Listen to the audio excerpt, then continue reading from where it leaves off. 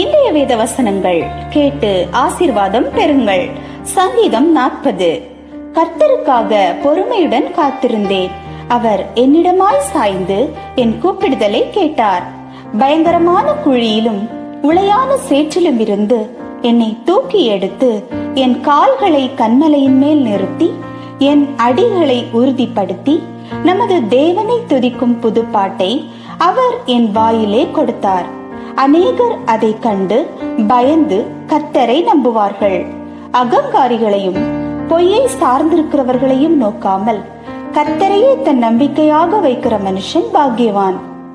என் தேவனாகிய கர்த்தாவே, நீர் எங்கள் நிமித்தம் செய்த உம்முடைய அதிசயங்களும் உம்முடைய யோசனைகளும் அநேகமாயிருக்கிறது. ஒருவரும் அவைகளை உமக்கு விவரித்து சொல்லி முடியாது. நான் அவைகளை சொல்லி